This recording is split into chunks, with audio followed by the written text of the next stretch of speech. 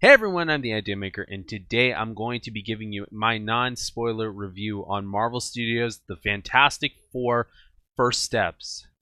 I have to say, I am extremely happy, and extremely excited, and extremely thankful to the people at Marvel, at Disney, to Kevin Feige, to the writers, to director Matt Shakman, and to the cast, which I will name the ones I remember. Of course, we have Pedro Pascal as Mr. Fantastic, Vanessa Kirby as Sue Storm, aka the Invisible Woman. I'm sorry, I should have mentioned that Pedro Pascal was playing Reed Richards, aka the Mr. Fantastic. Evan Moss Backrack as Ben Grimm, aka the Thing, and Joseph Quinn playing Johnny Storm, aka the Human Torch. I also want to give major shout outs to Julia Garner as Balashal, aka the Silver Surfer, to Ralph Ineson playing Galactus, to Paul Walter Hauser as Mole Man, to Natasha Lyonne, and to the whole entire cast. This was an incredible thrill ride. This was something that the MCU needed. And I'm so grateful to God that this was its own separate universe, that you didn't need to know anything about previous entries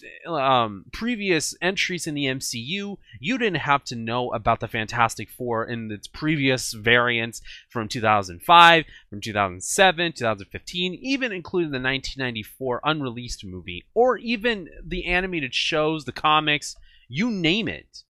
This was its own separate thing that I am so happy about. I am so happy that this turned out to be a major success. This was a big deal for me. As I'll give a little bit of a story. I think I mentioned it before, but if I haven't, and for those of you guys who are new, when I was 7 years old, my family and I went to go to the movies, and we didn't know what movie to watch because we've already watched everything that was appropriate for me at 7 years old. And I remember at the time when they listed about Fantastic Four being a movie, and that they had a new one. And I remember that at that moment, I wasn't able to watch superhero movies at age 7 because I was very overprotected, and I understood at the time, and we saw it was a PG movie, so we thought, okay, let's go ahead and do it. So we went in blind, not knowing anything. We left happy, excited, and thrilled. This was a major childhood memory for me. And I remember walking into this movie feeling, what's going to happen? What's gonna be the outcome of this movie? I really want this to succeed. And I am very, very fortunate on telling you guys that this movie is such a success that, to me, as I know that somebody might be asking, was it better than Superman? To me, I absolutely agree that this was better than Superman. Look, I love James Gunn. I love everyone that was involved with Superman. Okay, I love this brand new restart to the movie side of the DC universe. But Marvel really stepped up their game. I felt like the people who said that if you think that you saw everything in the trailers, you were wrong. I took their advice, because usually when they say that, they're usually correct. And I'm very happy to say this is not the movie you're expecting in the right way possible. This was incredible. This was fantastic. I'll even put it to fantastic because of the fact that this is the Fantastic Four that we're talking about. I'm going to give this movie way more than 10 out of 10. I mean, this was like a 20 out of 10 for me because I unlocked a childhood memory with this movie, and I'm so glad that I did, because there's so much to unpack with this separate universe that, to me, what it felt like was that it felt like it was part of the Marvel Cinematic Universe, but even though that it was in its own parallel universe, it still felt like it was in the Sacred Timeline somehow. And it does feel like its own movie. It doesn't rely on anything. It doesn't rely on any previous entries. It doesn't rely on cameos from other MCU characters. It doesn't rely on it, and it's so great that it doesn't rely on it. It's amazing for the fact that this is Fantastic Four. This is their own separate movie. This is what it was like with Deadpool and Wolverine to a point. Because with Deadpool and Wolverine, you had to watch Deadpool, Deadpool 2, Logan, and the X-Men movies, the Fantastic Four movies, Blade, Elektra, Daredevil. You kind of had to do your homework with the Fox Universe movies. With Fantastic Four, this was their own thing. This was completely their own thing. There was nothing in there that indicated saying you had to watch things from beginning to end. Like, you had to watch these projects first before going into here. In my opinion, you don't need to. You really do not need to watch anything before seeing Fantastic Four's first steps. You don't need to. And that's the beauty about this. I really love the fact that this was something that you could follow without having to be a Marvel fan or a superhero fan. Like, you could be a DC fan and really enjoy this movie. You can be even a casual moviegoer and still enjoy it. You don't even have to like Marvel or Disney or superhero movies, and you can just go in watching a science fiction adventure, wanting more. This was incredible. This was just absolutely astounding, breathtaking. They fully go into sci-fi territory. This is major sci-fi territory that we have not gotten in Fantastic Four. We were kind of close with the 2015 one. We were kind of close with Rise of the Silver Surfer. We were kind of close in the 2005 one, and we were definitely close with the 1994 unreleased one, which I haven't seen. I've only seen clips of it from what I've seen online. But you know what? This was a full-blown sci-fi Marvel movie that, as I've seen some people, they kind of indicated this as like a Jetson-styled futuristic 60s. I can 100% agree. This was definitely the backdrop to the 60s, but in a futuristic way. And you know what? I never thought about just thinking about this being like a live-action version of the Jetsons. But it does. It really does. The flying cars, the futuristic buildings, everything about it said the Jetsons in live action in a way that you would never think before. And honestly, if they ever make a live action movie of the Jetsons and they have director Max Shackman to be the director, and I hope that they can and go with exactly this direction, because this was unbelievably amazing and fantastic. I'm going to keep using the word fantastic so many times. If you guys want to go through this whole video and say how many times I said fantastic, please do so, including that time. But you know what? I really am happy with the way how it turned out. I feel like every single character had its moment to shine. I don't feel like there were any moments where anybody stole the show more than the other. I feel like everybody stole the scene in their own way. And I'm saying it for both the heroes and the villains, because every single character had their moment to shine where it doesn't feel like they're being overshadowed. It doesn't feel like if one is better than the other. What I really like about this version is that the chemistry between the characters, especially between Reed, Johnny, Sue, and Ben, were so authentic, and that they felt like a real family. I really enjoyed the fact that this was their first family legitimately brought to the screen. And the way that they interact with Herbie. Now, I gotta say, Herbie is the robot you've always wanted. In my opinion, Herbie is just the most awesome companion. He is so adorable, and I just love the way that he is with the family. You can hear the voice like he has, like voice actor Matthew Wood, who he voiced General Grievous in Star Wars Revenge of the Sith, voices Herbie in here, and this was amazing. He did an incredible job at keeping this retro type of sci-fi feel to Herbie. And what they did with the voice changing and the special effects and the voice additions that they added to Herbie to make him robotic but also feel human was really a touching moment, because I like the fact that they made Herbie part of the family. It didn't feel like if he was like a butler or a maid to the family. He felt he was treated like an exact member of the family. And I loved it. I loved every moment of it. Every aspect of Herbie is like, I want more of him. You know what? I hope he shows up in Avengers Doomsday. I really does. I really do, because I really want to see more of him. He was awesome. I really loved him. Now, onto the main cast members. I'm going to say my grandmother's favorite when she was alive. She loved Reed Richards from the 2005-2007 era. Especially, she loved Mr. Fantastic's dance moves in Rise of the Silver Surfer. Unfortunately, they don't have any dance moves here. I really wish that would have been the case. That would have been super cool. But my grandmother also loved Pedro Pascal because of The Mandalorian, and that was the only thing that she saw him in outside of everything else. So she was really excited to get to see Pedro Pascal as Mr. Fantastic. Unfortunately, she didn't get to see that as she passed away August of last year.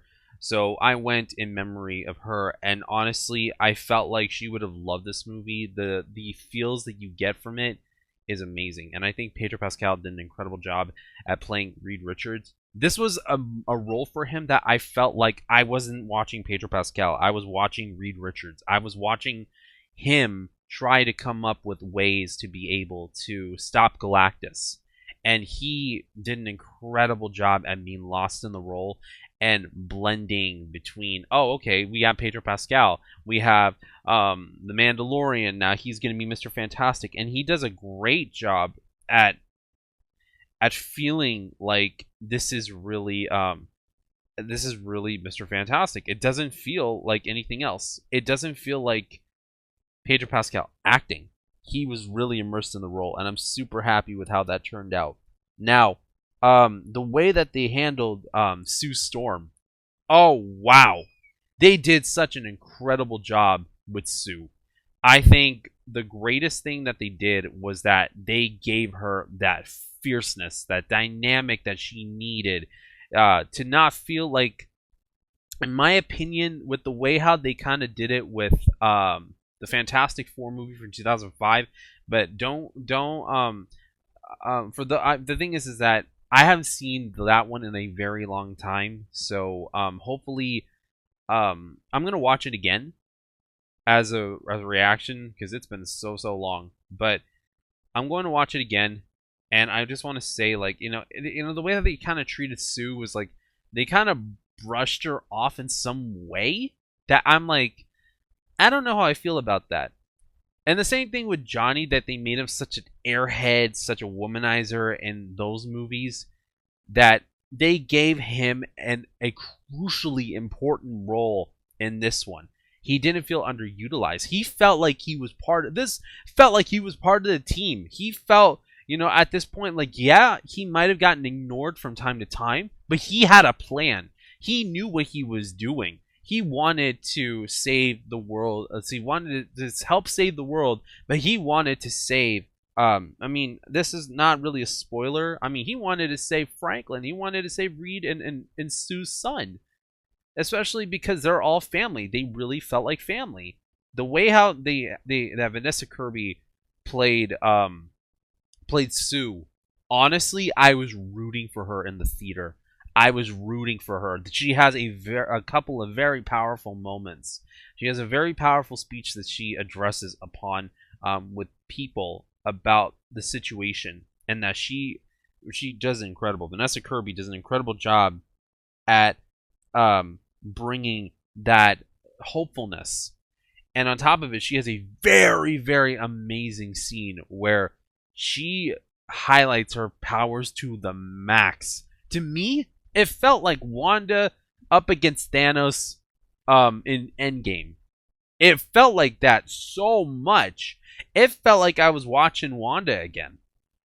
There's ways that she has it with her hand that it's like, oh wow, I can't believe this. Like, this was an incredible thing to see, because Vanessa Kirby, I really wish I would have seen her in more things, because I saw her in Mission Impossible Dead Reckoning, and she was awesome. I loved her in this movie. I thought, you know what?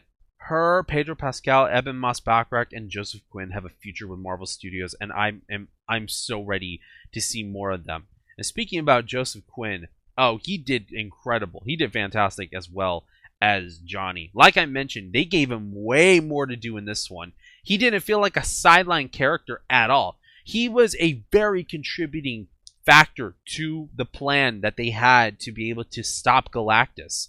And he was very, very well, like, he understood Johnny. He redefined Johnny to make him his own. And I really love that he did so. I think that a lot of people are going to love this version of Johnny because he actually brings humor to the group, but he also brings this importance to where if he feels like something's wrong, he's going to be serious about things. If he wants to help, he's going to help. He's got your back regardless of the situation. He's always going to be there for you. And that's what I really like about it. I think that Johnny is one of the best characters in here too. Now, the Thing, they absolutely made him to be one of my all-time favorite characters of all time because I already love watching Eben Moss-Backrack in The Bear. He's so great as Richie, and I probably might do a revisited reaction to The Bear on here because I wanted there's a lot of stuff I want to talk about from The Bear that I think that it brings out a lot of important things that I want to talk about in like a podcast of my own. And there's so many different things that I saw that Eben brought from The Bear to Ben Grimm here. I think that one of the greatest things that he did was the fact that he went with his regular voice. He didn't go all deep and everything, because I think that brings more of this softness to a character that he looks frightening or menacing to somebody who doesn't know who he is. And the fact that he kind of embraced being the Thing and its perks of having being made out of rock compared to everything else. I think that he brings this amazing version of the Thing to where he wants, at times he does miss being a regular normal human being compared to being a rock creature or of some sort, like a rock metahuman. And he does this incredible job to where he's very, very perceptive of what's going on. He loves the people that that appreciate him. He loves people in general because he sees the world in this different lens that he wants for people to see that if I could be able to do a part to change things, then so can you. He does such a great, and he's great at interacting with Johnny. They have these great moments together that I was laughing. I felt like their brother like bond was believable. I felt like it was great to see his moments that he has with Franklin, that I was like, you know what, he's definitely a dad. He might not have had kids yet, but he's definitely a dad at heart. And he does such a great job at playing this character that I'm like, you know what? I'm so grateful that they brought him. They also bring in the Jewish heritage in, which I was very actually happy about that. Because I actually didn't know that in the comics, Ben was actually Jewish. I had no idea. So having for his Jewish heritage to be shown here, it was really cool that getting to see that little touch that we don't get to see. A lot of these things with these characters we never saw in previous versions. Like, in my opinion, the romantic chemistry between Ioan Gruffudd and Jessica Alba in the 2005 one, I love their interaction with each other as characters, but it just, to me, it kind of felt like their romance was kind of forced.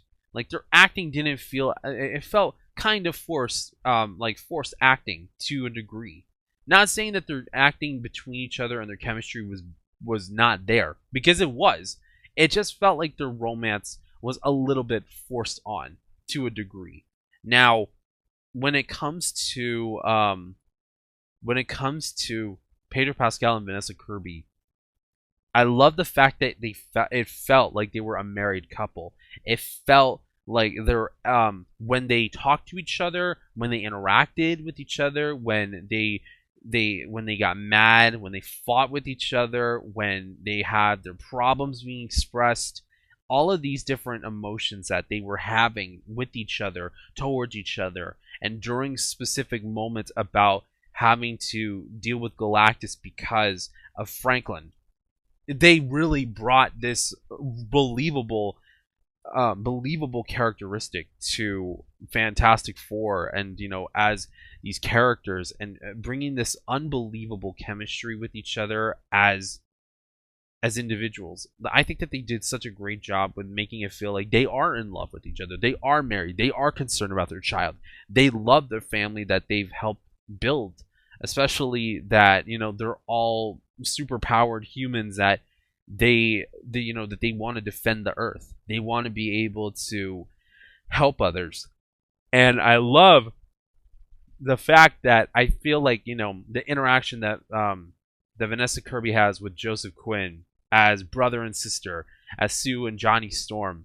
It was so good to see that they helped build off of each other. It doesn't feel like Johnny's a hothead. It feels more like he's very contributing, and that Sue loves him for the fact that yes, he can be more on the playful side, he can be more on the daring side, but he also knows when to be there for others and when to drop the silliness and embrace the seriousness of the situation. And it's so great on getting to see that authenticity between the two, acting like if they're brother and sister. And the way how it is, this interaction that she has with Ben, I love it too. She has, she's very there. Like it really feels like if she's her own Invisible Woman, and she does so great to where I'm like, this is fantastic work. Now moving on to other cast members, so I want to move on quickly to other ones. Julia Garner as Bala Shal really deeply impressed me. I felt like her delivery on the lines that she had, her backstory, it made so much sense. But her delivery on the lines, especially with her speech about being Galactus' herald, was haunting. It was just like a siren call.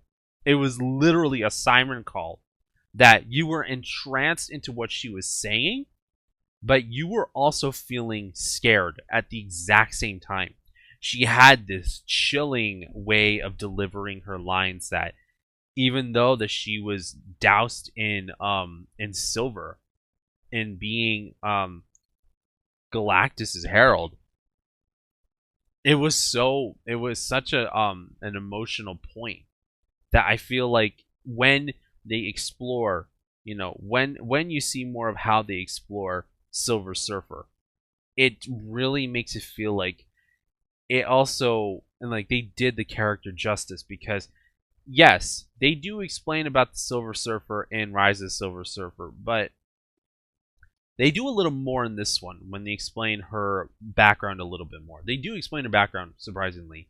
And Ralph Ineson is Galactus. Wow. Just wow. Very impressed.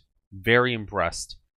I'm this is the first time we ever got Galactus in live action as a person, not as a cloud. and I thought it was amazing to get to see this version of the character brought to life.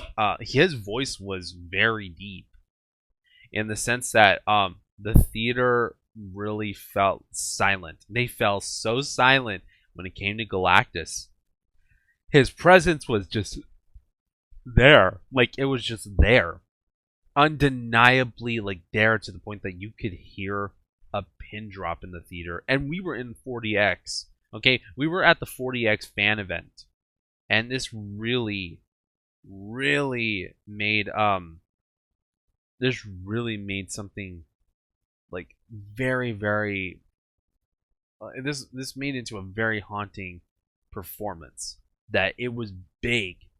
It felt like a really good, bold take on Galactus. I was like, wow, I'm very impressed. I'm super happy with the results.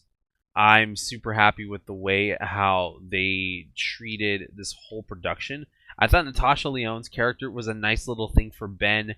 I also thought that Paul Walter Hauser as Mole Man, they did some interesting creative differences with Mole Man. I'm not gonna say what, but they did some interesting ways with Mole Man that he actually kind of contributes. He actually contributes to a part of the story where I was like, "Wow, that's interesting. Like, this is very interesting." So it's interesting what they do with Mole Man. I'm very happy about that. I think that it was a shame that they cut out John Malkovich's character. I really want for them to release an extended cut to see what his character was. I want to be able to see that. And if I can be able to do a reaction to it, I will do a reaction to the extended cut. This will be like it'll be like a first time for me, and it'll be definitely fine. Now, the story plot on Franklin I thought was very, very interesting because the fact that you see both sides as to why they should give Franklin to Galactus and why they shouldn't. And again, that's not a spoiler because it's also in the merchandise. It's also in the promos that they have going on. So that's also there. So this is a very interesting debate that I would like to get to hear from you guys about. What did you think about like the way how they approach this whole situation, and did they really balance it both sides out the way that it should be. One thing that I will say is that whoever said that this feels like Interstellar, you are 100% correct. There are moments where I felt like I was back in the theater watching Interstellar when I was a kid. I was 14 years old when I went to a Thursday night showing with my grandparents, and my mom had to come in later. And all I gotta say was that, wow, this did feel like Interstellar at some points. It felt like Star Wars at some points in a way that it feels like classic Star Wars. This was a legitimate sci-fi ride that, because the 40X seats kind of make it feel like an amusement park ride. What I really loved is the fact that with this, it made me and made my friend who was sitting right next to me wish that this could be a Disneyland ride. Like, this could literally be a Disney park simulator, and I would really like to see that. I thought the sets, for it being practical, I thought it was great that they did practical sets. The CGI was really good in this movie. I can understand where they said that there's some CGI moments with some characters, or with one of the characters, feels a little weird. But you know what? I was perfectly okay with it because you know what? The plot and the story got me intrigued, and it got me very, very happy with how things were.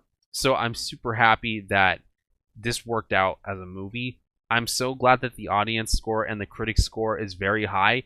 I wish Marvel and Disney the best of success with this movie. I am kind of rooting for this one a little bit more than Superman, so I'm sorry, James Gunn, but I want for both of them to succeed equally. If there is a competition between them, this is going to be a very interesting July, and this is going to be a very interesting summer. I really don't want there to be a competition because that both Superman and Fantastic Four have some great messages for the audience, and I feel like it shouldn't be a competition. I feel like this should not be a competition at all.